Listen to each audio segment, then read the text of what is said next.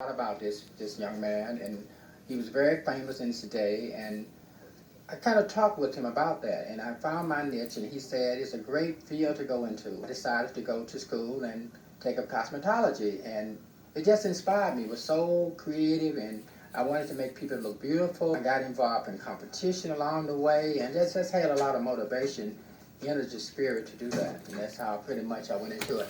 When I went into that field, very few male hairdressers was into that. Then I did some research, and I found out later that the Marcel wave was created by a Frenchman.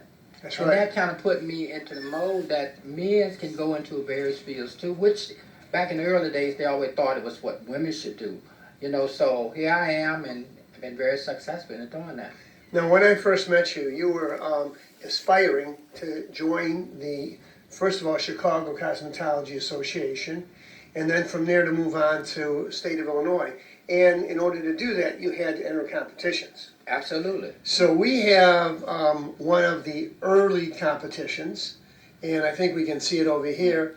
And there's some friends of ours in here, but describe what it was like to enter the competition. Well, it was kind of interesting back in those days. This was in 1968, and this was the first competition that I entered to be part of Chicago Haircuts Committee.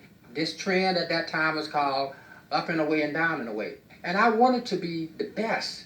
And being the first African American, so I did pass, and I made the Haircuts Committee. I had to serve on the committee for a year. In order for me to maintain that status, I had to compete 3 times in a row, and my goals was to move to the state level. So around 1971, you were now doing the trends. I was doing the trends, absolutely. Doing education, teach other hairstylists. Teaching the hairstylists, absolutely. And I believe this particular picture here, that I was on the stage at the same hotel where I competed to become a member of the Haircuts Committee.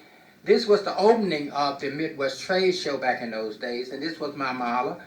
Yeah, and then this is the same trend, but now you're actually teaching it in classrooms. In classrooms, yes. This is the same trend, and believe it or not, at that time, I was teaching at Lee Allen Beauty College, and I was doing a presentation and showing the students how you could cut these trends in and come in with this new question mark collection. That was at Lee Allen Beauty College back in those days. And then you got onto the national scene by joining the official Hair Fashion Committee. So it was the first really organization in our industry that embraced Afro-American stylists. Absolutely. That were so great that you got to share that with them. Sure did. Let me just tell you about that. When I first went on the Hair Fashion Committee back in those days, which was called the official Hair Fashion Committee, right. That test was given out in Palm Springs, California in 1971. I can remember taking the exam, and there was 5 categories you had to pass in order to qualify for to be on that official Hair Fashion Committee. Right. And there was some top examiners sitting there. People like Lau McKay, Paul Mons, and all of them, and I passed it. Was the first black to pass it. Then I went on for beauty thing. There was a opening, which is called the Paris Festival. It was an open line competition. People from all over to compete in that open competition. That was during the time we had the championship for United States of America, and I won 5th place for day and 9th place for evening. So it was 10 awards back in those days. You got very involved in hair color. I was on the research team for Procter & Gamble, and there was a group of us discussing hair color. And they said, well, you should start a council. I came back and I did my research and got incorporated, and we come up with the name of Image Hair Color Council.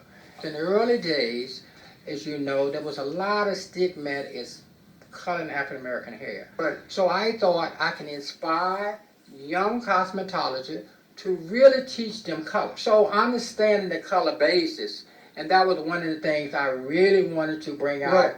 More important in the African American market, because we was a little bit behind on that. Clara Roy had a hair coloring institute in Chicago, in the same building that my salon started in. And being a young cosmetologist, I was curious. I went and completed all the courses there. And that made me be chosen. That's how they knew I was good in colors, to sit on the hair color council. So education, what I'm saying, John, is really the key to moving forward to become successful. First, passion. Second, preparation equals success and fulfillment. So that's where I think I moved to where I am today. Well, now, fast forward. You are not retired. You are still cooking. Because what I believe in the fashion and the class act and running salon, I had become very discouraged.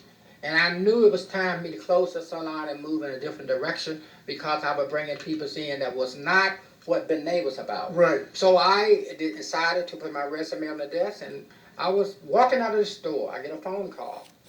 And at that time, there was Mr. Miguel, who was the manager of the store. He said, Benia, are you still in the store? I said, yes. He said, would you come up and talk to me?